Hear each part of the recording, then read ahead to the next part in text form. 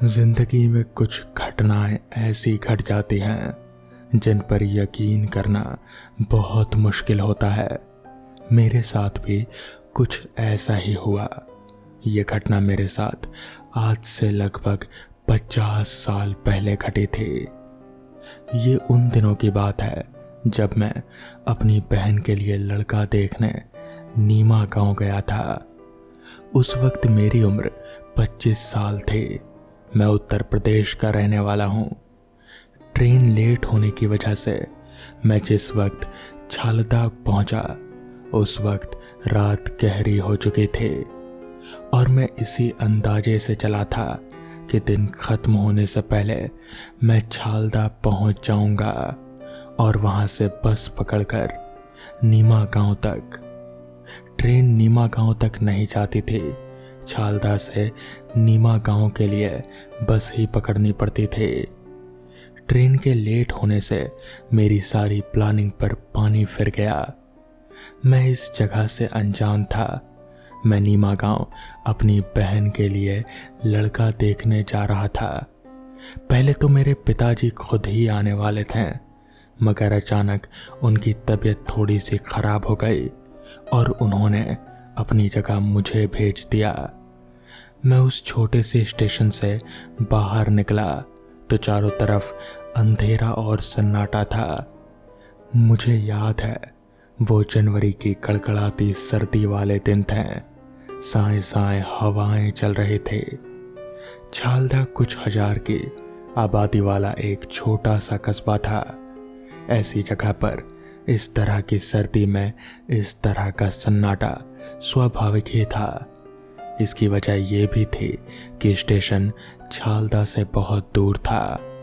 मैं इसी कंफ्यूजन के साथ आगे बढ़ने लगा कि कोई व्यक्ति मुझे दिखे तो मैं शायद उससे बस स्टैंड का रास्ता पूछ लूं। ठंड से मेरे हाथ पैर सुन्न पड़ रहे थे। कस्बे में अब तक बिजली या तो कोई भी और सुविधा नहीं पहुंची थी, या फिर उस वक्त शायद बिजली वहां थी नहीं। कच्चे रास्ते के किनारे पर कुत्तों के भौंकने की आवाज़ों से मैं ये अंदाज़ा लगा रहा था कि मैंने बस्ती की तरफ जाने वाला रास्ता ही पकड़ा है। मेरा गुजर एक घर के सामने से हुआ तो सोचा कि कुंडी खटखटाकर घर से किसी आदमी से बस स्टैंड का रास्ता मालूम कर लूं। अभी इतनी देर भी नहीं हुई थी कि सारे लोग सो गए हों।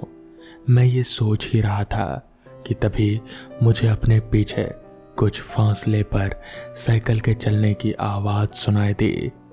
साइकिल सवार मेरे पास ही आ गया। मैं उससे कुछ पूछता, मगर मेरे पूछने से पहले ही वो खुद मुझसे बोल पड़ा, लगता है आपको बस स्टैंड जाना है, चलिए मैं आपको पहुंचा देता हूं। मैंने एक पल के लिए साइकिल सवार को बहुत गौर से देखा। वो सिर से पांव तक कंबल ओढ़े हुए था। अगर वो कंबल नहीं भी ओढ़े होता तब भी अंधेरा इतना था कि मैं उसकी शक्ल ठीक से देख नहीं सकता, मगर उसकी आवाज़ से मैंने अंदाज़ा लगा लिया कि ये ज़रूर कोई 40 से 45 साल का आदमी रहा होगा। मैं उसकी साइकिल के पीछे बैठ गया। साइकिल तंग गलियों से गुजरने लगी। उसने एक खंडर जैसे घर का बाहरी हिस्सा पार किया। मैं उसके करियर पर संभल कर बैठा, आंखें फाड़ फाड़ कर चीज़ों को समझने की पूरी कोशिश कर रहा था। पुरानी साइकिल के खड़खड़ की आवाज़ ना जाने कहाँ तक पहुँच रहे थे। मुझे कुछ हैरानी सी भी हो रही थी। अभी इतनी देर भी नहीं हुई थी कि बस्ती में इस तरह का सन्नाटा छा जाए। रास्ते में सिर्फ कुछ कुत्ते मिले। उन्हें हटाने के लिए साइकिल सवार ने कई बार घंटी बजाई। जब हम एक घने खेतों के अंदर से गुजर रहे थे, उसने अपनी चुप्पी तोड़ी। लगता है आज गाड़ी लेट आई है। जी हाँ, आपने बिल्कुल सही कहा। बस पहुंचने ही वाली होगी। यह आखिरी बस है। आप खुशकिस्मत हैं कि मैं मिल गया, वरना ये बस भी आपको नहीं मिलने वाली थी। आपका बहुत बहुत शुक्रिया। मैं आपका यह एहसान कभी नहीं भूलूंगा। आपकी वजह से मुझे ये बस भी मिल जाएगी और मेरी वजह से आपने कितनी मुसीबत उठाई। ऐसी कोई बात नहीं है बाबू, उसने खड़खड़ाती हुई आवाज में कहा। मैं तो अपने खेत से लौटकर घर जा रहा था। मेरा घर बस स्टैंड के आगे ही पड़ता है। आपको देखा तो समझ गया कि आप मुसाफिर हो। तो क्या इस इलाके में बिजली नहीं है क्या? बिजली तो केवल बस 3 घंटे ही के लिए आती है, कभी दिन में तो कभी रात में। यहाँ सब ऐसे ही चलता है बाबू। लोग यहाँ बहुत जल्दी सो जाते हैं क्या? क्या करें, इतनी सर्दी है, ऊपर से भूत का डर। हम खेत से निकलकर खुले में पहुंच रहे थे कि कोहरे ने हमें घेर लिया।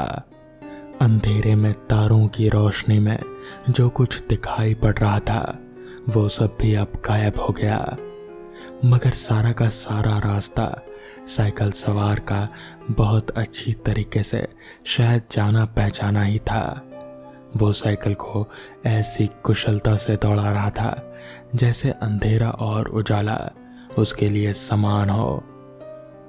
तुम भूत के बारे में कुछ बता रहे थे।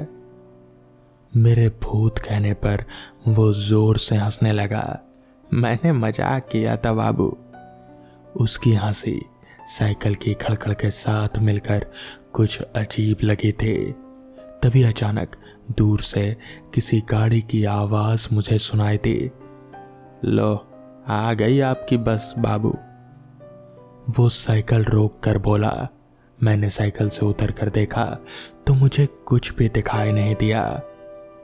मैंने आपको सही वक्त पर पहुंचा दिया ना? मैं हैरत से चारों तरफ सवालिया नजरों से देखने लगा। हाँ, पर बस यहाँ तो कहाँ है?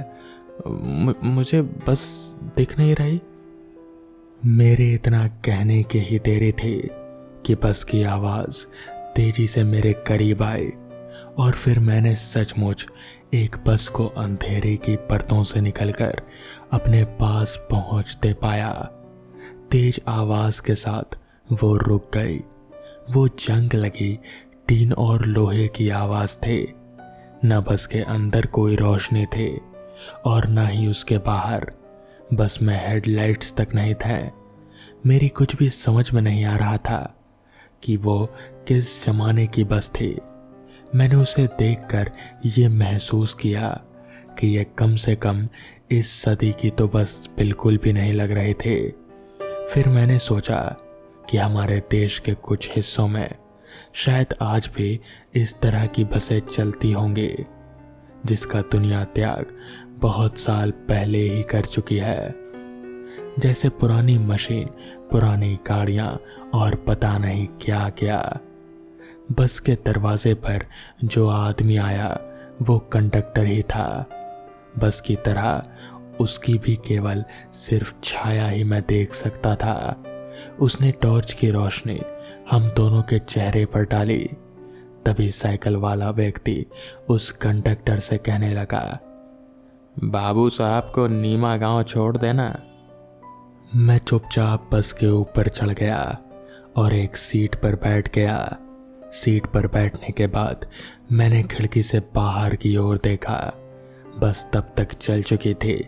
मैं साइकिल सवार को आवाज देकर उसका शुक्रिया अदा करना चाहता था, मगर वो तो कहीं दिखाई ही नहीं पड़ा। इतने अंधेरे और धुंध में वैसे भी करीब से करीब देख पाना बहुत मुश्किल हो रहा था। मैंने सीट पर सिर टेक कर माहौल का जायजा लेने की कोशिश की, मगर मुझे माहौल सही लग रहा था। बस जोर जोर से हिलती हुई चली जा रहे थे, या फिर असल में देखा जाए तो बस सिर्फ रेंग रहे थे। उसकी गति जितनी कम थी शोर उतना ही ज्यादा था। जिस बस में हेडलाइट्स तक ना हो वो आपको अपनी मंजिल तक जब भी पहुंचा दे बस गनीमत ही समझ लेना। मुझे समझ नहीं आ रहा था कि आखिर इतनी पुरानी बस अब तक चल कैसे रही है। सीट पर बैठे हुए फिर से मुझे उन लोगों का ख्याल आ गया जहां पर मैं अपनी बहन के लिए लड़का देखने जा रहा था। मैं सोचने लगा, पता नहीं वो लोग क्या सोच रहे होंगे कि कोई आने वाला है भी या नहीं। मैं अंधेरे में जागते हुए उनकी कल्पना करने लगा। खबर के मुताबिक वो लोग मुझे बस स्टैंड पर लेने आए होंगे। ना जाने कितनी देर तक मेरा इंतजार किया होगा और शायद नाराज होकर लौट भी गए होंगे। खबर देकर भी मेरे ना आने पर उन्होंने आपस में ना जाने क्या कहा और क्या सुना होगा। शायद वो यहाँ तक सोच रहे होंगे कि हम उनसे रिश्ता ही नहीं करना चाहते। मेरे दिमाग में तरह तरह के ख्याल आने लगे, लेकिन फिर मेरे दिमाग में दूसरा ख्याल ये भी आया कि ये भी हो सकता है कि ट्रेन लेट होने की संभावना उनके दिमाग में पहले से हो और वो भी अभी तक मेरा इंतजार कर रहे हो। मैं प्रार्थना करने लगा कि मेरा दूसरा विचार ही सही हो, वरना इतनी रात में मैं उनका घर कहाँ ढूंढूंगा। मुझे तो ये भी नहीं पता कि बस स्टैंड से उनका घर कितना दूर था। बाहर का सन्नाटा बस के भीतर भी पसरा हुआ था। न जाने कितने लोग बस में पहले से सवार थे, कितने मर्द, कितनी औरतें और कितने बच्चे। मगर मुझे हैरत थी कि किसी भी तरह की, किसी भी इंसान की कोई आवाज नहीं आ रहे थे। फिर मैंने सोचा कि शायद कोई बोल भी रहा होगा तो जंग लगी टीन टप्पर की इस शोर में शायद कुछ भी सुनाई नहीं पड़ रहा होगा, या फिर शायद सारे लोग सो चुके होंगे। अभी मैं ये सोच ही रहा था कि तभी कंडक्टर एक लालटेन जलाए हाथ में लिए मेरी ओर बढ़ने लगा। तभी उस लालटेन की रोशनी में मुझे बस के अंदर का थोड़ा बहुत नजर आया। बस के अंदर जितनी भी सीटें थी सबके ऊपर बस कंकाल भरे पड़े थे, मानव कंकाल, जैसे वो लोग सीट पर टिक कर बैठे हुए हों। और ऐसा लग रहा था कि मानो वो लोग जिंदा हों, कंकाल होकर भी। कंडक्टर का भी पूरा शरीर जैसे कंकाल का था, बस उसके चेहरे और आधे शरीर में ही चमड़ी थी। कंडक्टर चलता हुआ धीरे धीरे मेरी ओर आने लगा। मैं डर के मारे थर थर कांपने लगा। मुझे कुछ समझ नहीं आ रहा था कि अब ये क्या बला है। खैर, कंडक्टर चलता चलता मेरे करीब आया और उसने अपने कंकाल नुमा हाथ को मेरे कंधे पर रखकर कहा, नीमा गांव यहाँ से बस आधा किलोमीटर दूर है, हम आपको यहीं तक उतार सकते हैं, इसके आगे हम नहीं जा सकते हैं। जिसके बाद बस रुकी। कंडक्टर ने मेरी पीठ थपथपाई। मैं दौड़ता हुआ बस से गिरता पड़ता बाहर निकला और फिर भागता हुआ आगे की ओर बढ़ने लगा। मैं भागते भागते एक बार पीछे मुड़ा और उस बस की तरफ देखने की कोशिश की, मगर तब तक वो बस गायब हो चुकी थी। मुझे और भी डर लगने लगा। मैं जैसे तैसे भागता भागता गिरता पड़ता नीमा गांव पहुंचा। मेरा दूसरा अंदाजा ही सही था। लड़के वाले अभी तक मेरा इंतजार कर रहे थे। उन्होंने अंदाजा लगा लिया था कि शायद ट्रेन लेट रही होगी। जिसके बाद मैं भागता हुआ अपनी फूली हुई सांसों के साथ उनके पास पहुंचा और फिर मैंने डरते डरते उन्हें पूरी घटना बता दी। जिसके बाद उन्होंने बताया कि वो बस कई सालों से इस रूट पर रात के वक्त चलती रहती है। लोगों का कहना है कि वो मुसाफिरों को उनके मंजिल तक पहुंचाती है और कभी भी किसी को भी कोई नुकसान नहीं पहुंचाती। वो साइकिल वाला भी शायद उन्हीं के साथ मिला हुआ था, या फिर शायद वो कोई इंसान था। मुझे कोई आइडिया नहीं है, मगर वो जो कुछ भी था वो बड़ा ही डरावना था। तो दोस्तों, ये थी आज की पहली कहानी। तो चलिए बढ़ते हैं आज की दूसरी कहानी की ओर। सारे जरूरी सामान और खाने पीने की कुछ चीजें लेकर रमेश दूसरे शहर की ओर कार की स्टीयरिंग पर हाथ जमाए कुछ रोमांचित कर देने वाले गानों को सुनते हुए निकल पड़ा उस नई जगह जहां अभी अभी उसका तबादला हुआ था। रास्ते में गाड़ियों की तादाद और भीड़ भी काफी थे। शाम ढलकर रात होने जा रहे थे। रात में अकेले सफर तो कटेगा नहीं, इसलिए गुनगुनाते और अपने दोस्तों से कॉन्फ्रेंस कॉल पर बातें करते और आने की सूचना देते हुए हाईवे से होकर निकल रहा था। रात भर का सफर और वो भी अकेले जाना आसान नहीं होता। रास्तों में बियर कटक चुका था, पानी की बोतल भी खाली हो चुकी थी, प्यास लगी थी जोरों की। हाईवे पार होने का इंतजार था। रात भी काफी हो चुकी थी। कॉन्फ्रेंस कॉल में बातें खत्म हुई। अब हाईवे के ओवरब्रिज से नीचे आकर बाएं हाथ से होकर जाने वाले रास्ते की ओर मुड़ा। सुनसान झाड़ियों वाले रास्ते पर कार चले जा रहे थे। काले घने अंधेरे को कार की लाइटों से निकलती रोशनी चीरते हुए अपना रास्ता बना रहे थे। काफी रात हो चुकी थी। रास्ते पर ना तो कोई घर था और ना ही कोई तालाब। अरे यार, पानी भी खत्म हो गया, अब क्या करूं? कहता हुआ बियर के बोतल को छूने लगा, पर वो भी खाली सी महसूस होने लगी। 2 बजे का समय था और रास्ता भी अकेले काटना मुश्किल। साथ ही साथ मोबाइल्स के सिग्नल भी डेड हो चुके थे। जाना था शहर से 210 किलोमीटर दूर। आधे से ज्यादा रास्ता तो निकल चुका, पर भूखे प्यासे शरीर कब तक साथ दे, ये सब सोचता हुआ आगे बढ़ रहा था। तभी बहुत देर बाद एक ढाबा दिखाई दिया। चलो, कुछ तो मिला, कहते हुए उसने कार वहां जाकर रोका और निकलकर ढाबे में रखे चौपाई पर जाकर बैठ गया। काफी लंबा रास्ता अभी भी बचा है, करीब 50 किलोमीटर, पर थोड़ा आराम तो मिला। ये बातें सोचते हुए अपने चेहरे को रुमाल से पोंछ ही रहा था कि तभी महसूस हुआ कि कोई उसके हाथों को छू रहा है। तुरंत चेहरे से रुमाल हटाकर सामने देखा। एक जवान लड़का करीब 20 साल का उससे पूछ रहा था, क्या चाहिए साहब? देखने में थोड़ा सांवला सा था, पर उसकी वेशभूषा बहुत ही पुराने जमाने के लग रहे थे, जैसे कि अब उन कपड़ों का ट्रेंड नहीं रहा हो। जा, एक गिलास पानी, ठंडी बियर और साथ में तंदूरी कबाब लाना। सारी बातों की बिल्कुल उपेक्षा करते हुए रमेश ने खाने का ऑर्डर दे दिया। आखिर भूख लगने पर कुछ भी सोचता कहाँ है किसी को। उस लड़के के जाने के बाद रमेश गौर से ढाबे को देखने लगा। अच्छा सुंदर सजा हुआ था।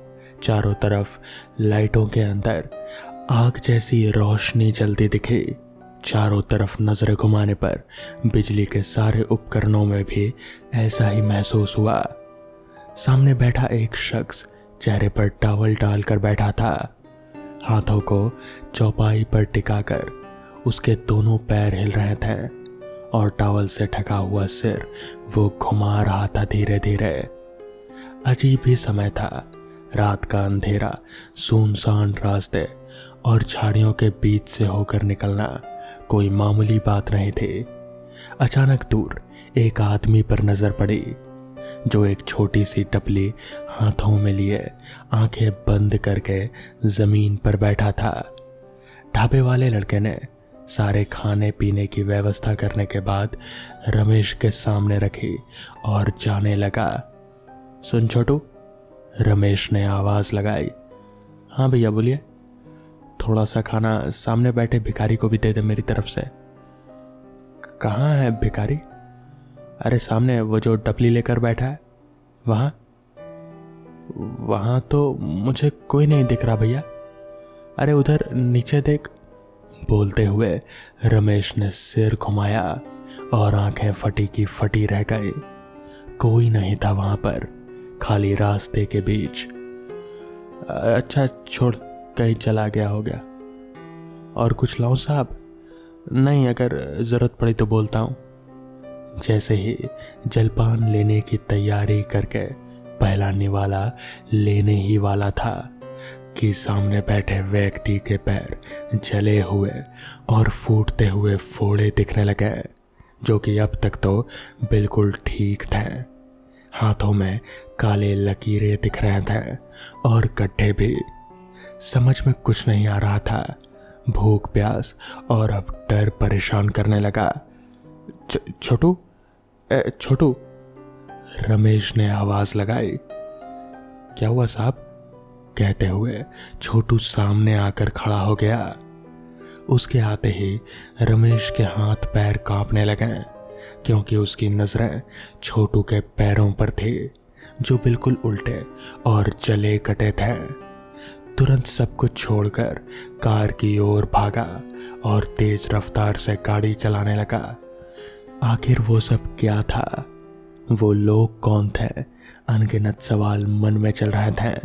ये सब सोचते हुए वो अपने नए शहर पहुंच गया और चैन की सांस ली। पहुंचकर सबसे पहले सुबह सुबह अपने दोस्त सुरेंद्र के घर पहुंचा। वो क्राइम अखबार का रिपोर्टर था। रमेश उसे सारी बातें बताने ही वाला था, पर सुरेंद्र ने उसे आराम से बैठने की सलाह दी। कुछ देर आराम से बैठने के बाद एक अखबार के बंडल के सबसे पहले जो अखबार था, जो कि 3 साल पुरानी थी, उस पर नजर गई। उस अखबार को देखकर वो हैरान था और सुरेंद्र से अखबार का वो पन्ना देने की गुजारिश करने लगा। अखबार पढ़ने के बाद रमेश के पैरों तले जमीन खिसक गई और वो दोनों हाथों से अखबार को पकड़े हुए बिल्कुल एकटक मुंह खोलकर अचंभित होकर सामने दीवार की तरफ देखने लगा। क्या हुआ जनाब, कहाँ खो गए? सुरेंद्र ने आंखों के सामने हाथ फेरते हुए कहा। नींद टूटी और हाथ में रखे अखबार को दिखाते हुए, कल मैं यहाँ गया था और इन लोगों से भी मिला था। जिसके बाद रमेश ने उसे पूरी बात बता दी। अखबार के हेडलाइन में लिखा था, एक कार के अचानक सिलेंडर पर लगी ठोकर से हादसा, ढाबे में भीषण आग, 15 लोगों की मौत। सुरेंद्र सब समझ गया, क्योंकि आते जाते ऐसी घटनाएं बहुत से लोगों से सुनने को मिली थी।